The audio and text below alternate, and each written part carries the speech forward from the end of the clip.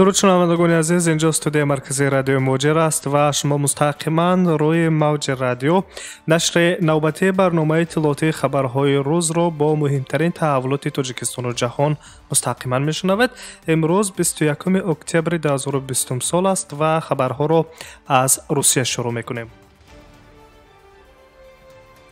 раҳбари Кумитаи шӯрои Федератсияи Русия оид ба сиёсати иқтисодӣ Андрей Кутепов ба ҳукумати Федератсияи Русия пешниҳод кардааст, ки масъалаи иваз кардани меҳнати муҳоҷирон аз ҷумла аз ҷумҳуриҳои собиқ шӯравиро бо маҳбусони корҳои ислоҳӣ додашуда омӯзанд ва дар ин самт қарори дахлдор қабул намоянд. тавре Аргумент.ру хабар медиҳад, ин чораи ҷазоро иштирокчиёни судҳо кам истифода мебаранд, зеро маҳкумшудагон ҷое барои фиристодан ба корҳои ислоҳӣ надоранд.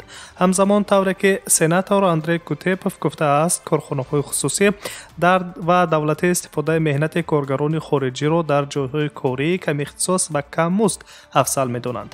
пештар хабар дода будем, ки шаҳрдори Москав низ Сергей Собянин дар бораи коҳиши шумораи муҳоҷирон дар пойтахти Русия нисбат ба соли гузашта сухан гуфта, камомади муҳоҷиронро дар қаламрави Москав 40% эълон кард. Сергей Собянин қайд карда буд, ки мақомоти шаҳр ин масъаларо бо роҳи механиконидани тозакунии кӯчаҳои Москав ва ҷалби шаҳрвандони Русия аз дигар минтақаҳо ҳал кардани ҳастанд.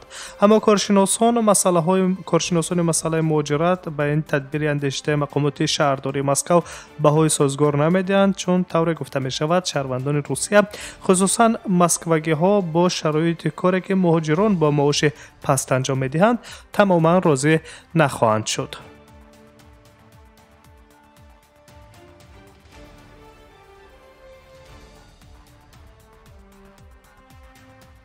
идомаи хабарҳо. раиси шӯрои Федератсия палатаи болоии парлумони Русия Валентина Матвиенко пешниҳод кард, ки дар Аврупо барои ҳимояи ҳуқуқи инсон шароити иқтисодӣ фароҳам оварда шавад. бо назардошти оқибатҳои буҳронии пандемия барои иқтисоди ҳама кишварҳо, ҷанбаи иқтисодӣ, риояи ҳуқуқи инсон акнун дар ҳама давлатҳои аврупоӣ аҳамият пайдо мекунад. дар ин бора раиси шӯрои Федератсияи Русия Валентина Матвиенко дар мулоқот бо дабири кулли шӯрои Иттиҳоди Аврупо Мария Пайчинович Бурич дар Москав иброз дошт. қайд карда шуд, ки яке аз вазифаҳои муҳимтарини шӯрои Аврупо ҳимояи ҳуқуқи инсон аст. мо инро ҳатман дастгирӣ мекунем, аммо мо ба стандартҳои дукарата бо хоҳиши сиёсӣ кардани мавзӯи ҳуқуқи инсон дучор меоем. ман фикр мекунам, ки ҳоло дар назди шӯрои Аврупо савол ин аст, ки оё он платформаи танзими холҳо боқӣ хоҳад монд ё дар розномаи мусбат кор хоҳад кард, гуфтааст раиси палатаи болоии парлумонии Русия. Валентина Матвиенко итминон дорад, ки ҷанбаи иқтисодии ҳуқуқи инсон акнун дар ҳама давлатҳо бо сабаби оқибатҳои буҳронии пандемия барои иқтисоди ҳама кишварҳо аҳамият пайдо мекунад. агар шумо бекор бошед, агар муҳоҷире бидуни ризқу рӯзӣ бошед, дар бораи ҳуқуқи инсон ҳарф задан душвор аст ва ҳоло муттаҳид сохтани кӯшишҳо барои фароҳам овардани шароити иқтисодӣ барои татбиқи ҳуқуқи инсон хеле муҳим аст, гуфтааст дабири кулли шӯрои Иттиҳоди Аврупо Мария Пайчитович Бурич. ҳамзамон таъкид гардидааст, ки таҳримҳо бо сабаби дурудароз ба ҳамкории муваффақ ва роҳи халосӣ аз вазъияти душвор мусоидат намекунанд, ки дар Аврупо бо сабаби оқибатҳои пандемия ба вуҷуд омадааст.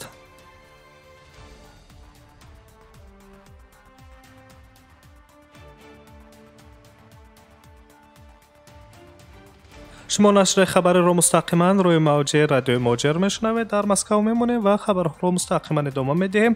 донишгоҳи давлатии техникии Москав ба номи Бауман бинобар риоя накардани ҳолати санитарияву эпидемиологӣ баста мешавад. хабар медиҳад истиҳоди фаврии зидди коронавируси Москав.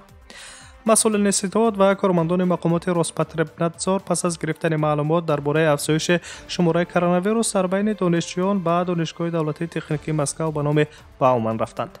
дида шуд, ки дар донишгоҳ чораҳои зидди эпидемикӣ риоя карда намешавад. аз ин рӯ бо тасмими мақомот донишгоҳи мазкур баста шуд, гуфтаанд дар институти зидди коронавируси Москав. дар навбати худ раҳбарияти донишгоҳи давлатии техникии Москав гуфтанд, ки онҳо аз Роспотребнадзор барои вайрон кардани чораҳои пешгирии коронавирус шарҳ гирифтаанд, аммо онҳо корро идома медиҳанд. طبق معلومات رسمی تا صبح 20 اکتبر در روسیه 16319 حالت نو سرایت کرونا ویروس اشکار کرده شده است. بیشتر سرایت های نو در مسکو ثبت شدند. از آغاز پاندمی در روسیه باشد بیش از 1.4 میلیون نفر با سرایت کرونا ویروس گرفتار شدند. با سبب های خروج نو سرایت کرونا ویروس در مؤسسه‌های تعلیمی مسکو، مکتب‌های ورزشی و مرکزهای فراغتی کودکان قرنطینه اعلام کرده شده است. مسئولین وزارت معارف فدراسیون روسیه گفتند که در نقشه است که با سبب کرونا ویروس مکتب‌ها را به تحصیلات فاصله‌ای گذرانند. اما این تدبیر را هر یک منطقه روسیه میتواند در اساس وضع اپیدمیولوژی مستقلانه درباره روندهای شکل‌های تعلیم تصمیم بگیرند.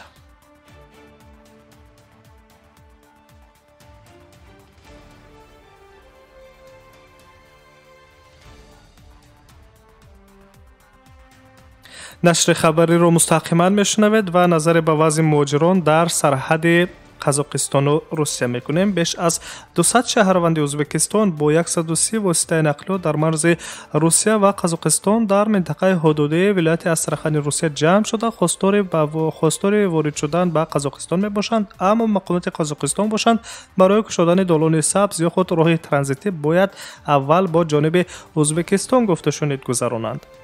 گوبرناتور ولایت استراخان الکساندر شریکین با نمایندگان مقامات فدرالی، منطقوی، شهری و دیاسپورای ازبکو در رابطه با جمع شدن مهاجران در مرز روسیه و قزاقستان در منطقه سرحدی کراوزک و منطقه کراسنویارسک ملاقات برگزار کرده آمده است. در خبر مقامات محلی ولایت استراخان در گزارش آمده است که قزاقستان در رابطه با اپیدمی کرونا ویروس ورود به قلمرو خود را توسط راه اتومبیلگرد موقتا محدود کرده است. حالا در مرز تقریبا 250 شهروند ازبکستان با 130 عدد واسطه‌های نقلیات انتظار شدن مرز قزاقستان می باشند.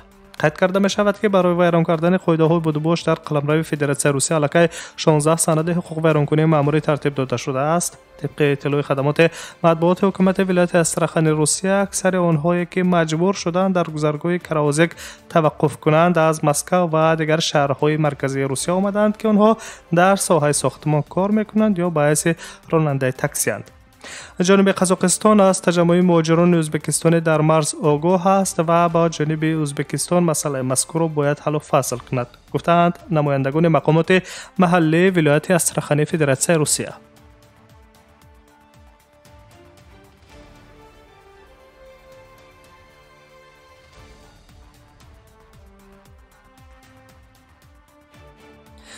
از روسیه به قرقیزستان می رویم و نشر خبری را مستقیما ادامه می دهیم. کمیسیون مرکزی انتخابات قرقیزستان اعلام کرد که انتخابات تکراری پارلمانی را به 20 دکبر تعیین کرده است. آمادگی ها برای برگزاری انتخابات از 21 اکتبر آغاز می شود. سمیت پیشکی برای انتخابات تکراری به پارلمان 456 میلیون سوم را که مبادله 56 میلیون دلار می باشد تشکیل داد، گفتند نمایندگان کمیسیون مرکزی انتخاباتی. انتخابات پارلمانی قرقیزستان یادرس می‌شویم که 4 اکتبر برگزار شده بود. روز دیگر کمیسیون مرکزی انتخابات نتیجه های پیشکی آنها را اعلام کرد که یک قطار حزب‌های مخالف از اعتراف آنها سرکشی کردند. در بشکک تظاهرات عمومی با همراهی آشوب‌ها، ضبط بناهای مأموری و رهایی سیاستمداران معروف از زندان‌ها آغاز یافت. در پی به ترتیب‌ها 6 اکتبر کمیسیون مرکزی انتخابات قرقیزستان انتخابات پارلمانی را به اعتبار دانست، اما این تصمیم علنگه آشوب‌ها را خاموش نکرد. وکیل سابق پارلمان از حزب مخالف صدر ژاپاروف که از جانب طرفدارانش از زندان رها شده است سروزیر اعلام کرده شد. 14 اکتبر نهایت او را در این وظیفه پارلمانت و پرزیدنت همکنون سابق سورونبای ژینبکوف تصدیق کرد.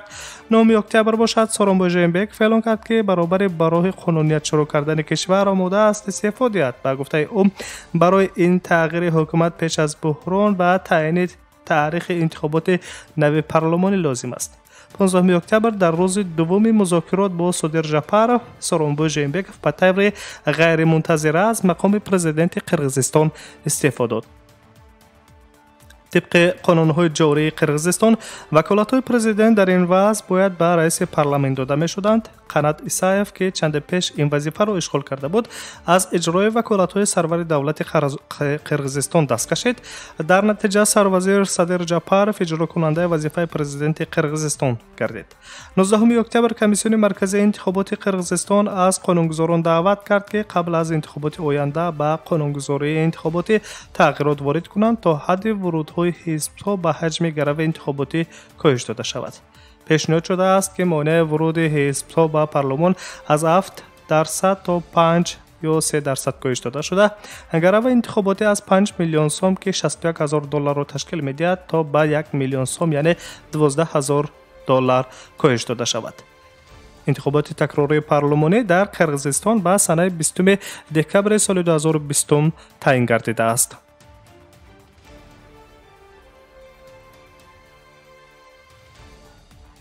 خبرهای تاجیکستان و جهان را شما مستقیما روی موج رادیو مهاجر شنیدید. سلامت باشید و نشرهای دیگری برنامه رادیو مهاجر ادامه دارد.